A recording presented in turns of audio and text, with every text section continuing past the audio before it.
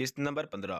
ابو نے مجھے دیکھ کر کہا، سوری بیٹی، بس صفدر کو کچھ زیادہ ہی چڑھ گئی تھی، اس لیے وہ کچھ زیادہ ہی بدتمیزی کر گیا، اس کے لیے مجھے معاف کر دینا بیٹی۔ میں نے ابو کی طرف دیکھا اور کہا، ابو آج کے بعد آپ کا جب دل چاہے مجھ سے خدمت لینے کو میں منع نہیں کروں گی، لیکن کبھی مجھے کسی اور سے نہیں پلیز، اور اگر میرا اپنا دل ہوگا تو میں خود کسی اور سے مل لوں گی، لیکن باہر کا کوئی آدمی آپ نہیں لانا پلیز۔ ابو نے کہا، کیوں بیٹی؟ کسی اور مطلب اپنے بڑے بھائی سفیان کی ہی خدمت کرو گی کیا میرے علاوہ؟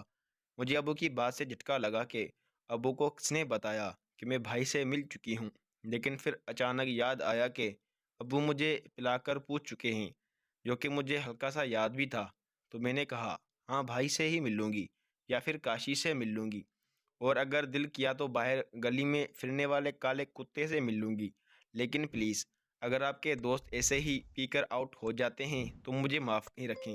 ابو نے ایک ٹھنڈی سانس لی اور کہا، ٹھیک ہے بیٹی، جیسے تمہاری مرضی، لیکن بیٹی بات یہ ہے کہ جب بھی کوئی کبھی کسی لڑکی کو لاتا ہے تو لوگ اس سے بھی زیادہ برا کرتے ہیں۔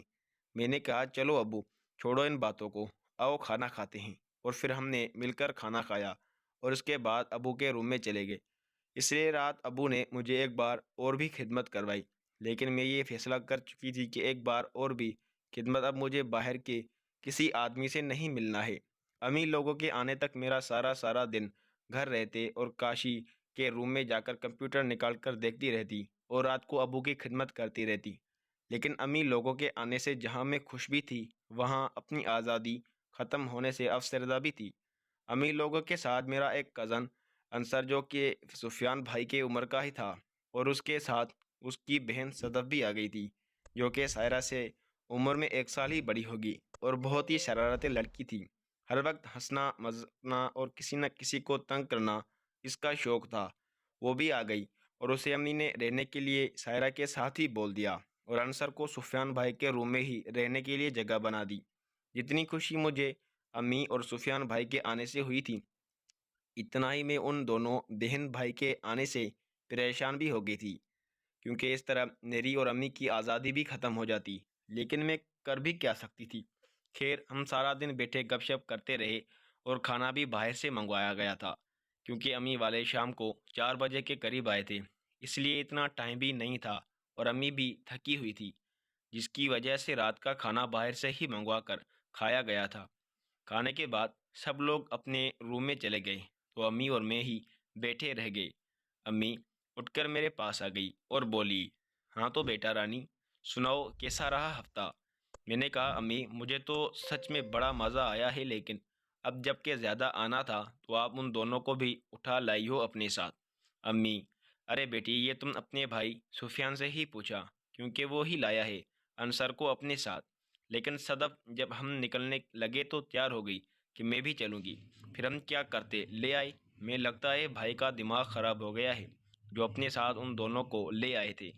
امی، اچھا چل ابھی چھوڑو ان باتوں کو، چلتے ہیں، جائے گا نا؟ میں، ہاں امی چلے تو جانا ہی ہے نا ان لوگوں کو، لیکن سارا کام خراب کر کے ہی جائیں گے۔ امی نے کہا، چلو باقی باتیں صبح ہی کریں گے، اب نگری میں چلتی ہو، کافی تھک گئی ہوں۔ اٹھ کر چلی گئی تو تبھی دور بیل ہونے لگی اور جب میں لے جا کر دور کھولا تو ابو ہی تھے۔ ابو آتے ہی کہا، کیا بات ہے پنکی، کیا آ گئی تیری ماں یا ابھی نہیں آئی ہے؟ میں نے کہا، امی آ گئی ہے اور باقی لوگوں کے ساتھ مہمان بھی آ گئے ہیں، اور ابو کو انصر اور صدف کے بارے بتا دیا۔ ابو نے بھی میری بات سن کر بھائی کو گالی دی، کیا ضرورت تھی ان لوگوں کو ساتھ لانے کی، اور چپ کر کے روم کی طرف چلے گئے، تو میں بھی دوڑ کو لاک کر کے روم میں چلی گئی۔ روم میں آ کر بہت نہا کر سونے کے لیے لیٹ گئی اور اپنے روم کا ڈور لاک کرنا بھی یاد نہیں رہا۔ رات کا پتہ نہیں کون سا پیر تھا کہ اچانک مجھے لگا کہ کوئی میرے پر میں چپ چاپ لیٹی رہی، دیکھوں تو کون ہے، کب تک ہی مجھے سفیان بھائی کی آواز سنائی دی، وہ مجھے میرے نام لے کر آواز دے رہے تھے۔ میں نے اپنی آنکھیں کھولی اور بھائی کے طرف دیکھا تو مسکرا رہے تھے، اور یہ دیکھ کر میں جاگ گئی۔ کیا بات ہے میری جان، بہت جلدی سو گئی کیا؟ انتظار نہیں کر سکتی تھی؟ میں نے کہا، بھائی اب آپ ہی ان مستیوں کو اپنے ساتھ لے کر آئے ہو تو میں کیا کروں، اب آپ ہی بتاؤ۔ بھائی حیرانی سے، کیا تم انصر اور صدف کی بات کر رہی ہو؟ تو میں نے کہا، اور کس کی بات کروں گی؟ تو بھائی مسکرانے لگے اور بولے، ارے جانی، تمہیں پتہ ہے کہ میں انہیں یہاں کیوں لایا ہوں؟ میرے نام سر ہلا دیا تو بھائی نے کہا یار انصر بھی اپنی بہن صدف کے ساتھ کرتا ہے، اس لیے تو لایا ہوں میں انہیں یہاں کے، چلو مل کر انجوائے کریں گے۔ بھائی کی بات سے جہاں مجھے جھٹکا لگا تھا وہاں میں یہ سوچ کر بھی پرسکون ہو گئی کہ چلو گھر میں ہی ایک اور شیر کا اضافہ ہو گیا ہے۔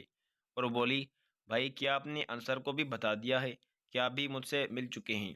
بھائی نے کہا نہیں یار، یہ سرپرائز ہوگا ان کے لیے۔ تو میں نے کہا تو آپ نے امی کو بھی نہیں بتایا ہوگا ان کے بارے میں؟ تو بھائی نہیں پڑے اور کہا ہاں یار، بس دن واپس آنا تھا، اسی رات تو پتہ چلا مجھے، اور میں نے انصر کو تیار کر لیا یہاں آنے کے لیے، اور انصر اب صدف کے ساتھ یہاں ہی، میں نے اب زیادہ ٹائم ویسٹ نہیں کیا۔ میں نے کہا بھائی آرام سے کیا ہوگا، اتنے ٹائم وے دونوں تک امی نے تمہیں اپنے پاس آنے نہیں دیا ہے کیا بھائی؟ کہا ارے یار وہاں اتنا ٹائم ہی نہیں ملا، لیکن پھر بھی ہم کھیتوں میں یا سب کے ہونے کے بعد اپنا کام نکال ہی لیا کرتے تھے۔ کچھ دیر بعد بھائی اٹھا اور روم سے نکل گیا تو میں نے بھی کھڑکی صاف کی اور باتھ روم سے فریش ہو کر آئی اور سو گئی، کیونکہ صبح گھر کا کام بھی کرنا تھا۔ اگلی صبح امی نے مجھے جلدی اٹھا دیا، قریب 4:30 پر، اور بولی چلیں آ جاؤ بیٹی، کام زیادہ ہے، تم نے تو لگتا ہے پورا ہفتہ کرنے میں ہی نکال دیا، سارا کام پھیلا ہوا ہے اور اوپر سے مہمان بھی آ گئے ہیں، جلدی کر میری بچی، اٹھ کر نہا لے۔ میں اچھا امی آتی ہوں نہا کر، اور امی کے جانے کے بعد نہائی اور کپڑے بدل کر نیچے آئی اور کچن میں گھس گئی جہاں امی ناشتے کی تیاری کر رہی تھی۔ تو میں نے کہا رہنے دینا امی، آج کام بھلا پھیلا ہوا ہے تو ناشتہ بازار سے منگوا لیں گے، باقی کا کام مل کر کرتے ہیں۔ امی نے کہا مجھے ابھی اپنے باپ کا پتہ نہیں ہے، اگر انہیں ناشتے کے لیے بولا نا تو اتنی گالیاں دے گا کہ پورا محلہ اکٹھا ہو جائے گا، چل کام میں ہاتھ پٹا میرا، زیادہ باتیں نہ کر۔ میں نے کہا امی ابو کو میں بول دیتی ہوں ناشتہ لے کے آئے، اور ابو کے روم کی طرف چل پڑی۔ یہاں ابو دکان کے لیے تیار ہو رہے تھے، مجھے دیکھتے ہی خوش ہو گئے اور بولے کیوں پنکی بیٹا، کیا بات ہے؟ بھائی کی آتے ہی لگتا ہے باپ کو بھول گئی۔ تو میں نے بھی ہنستے ہوئے کہا ارے نہیں، ایسی بات نہیں ہے، بھائی جتنا بھی کرے لیکن آپ کا مقابلہ نہیں کر سکتا، اور ابو سے لگ گئی۔ آج ناشتہ بازار سے ہی لا دو، ابو نے کہا لا دیتا ہوں، لیکن تیری ماں کہاں ہے؟ اچھا بیٹی میں لا دیتا ہوں، لیکن ہے کیا اسے؟ اتنی تھکن ہو گئی ہے کہ وہ ناشتہ بھی نہیں بنا سکتی۔ میں نے کہا ابو آپ کو تو پتہ ہے نا کہ ایک ہفتہ ہم نے صرف گھر کے کام سارے بکھرے پڑے ہیں، اس لیے بولا ہے کہ آپ ناشتہ بازار سے لے آؤ اور باقی گھر کا کام ہم ماں بیٹی مل کر لے لیتے ہیں۔ ابو میری بات سن کر خاموشی سے باہر نکل گئی اور میں امی کے پاس کچن میں آ گئی اور کہا امی ابو ناشتہ لینے گئے ہیں، اب یہ سب رہنے دیں گے، کچن سیٹ کر لیتے ہیں۔ امی نے کہا ہاں بیٹی، اب باپ تیری نہیں مانے گا تو کس کی مانے گا؟ آخر پورا ہفتہ اس کے ساتھ بیوی بن کر رہی ہے، اور ہنس پڑی۔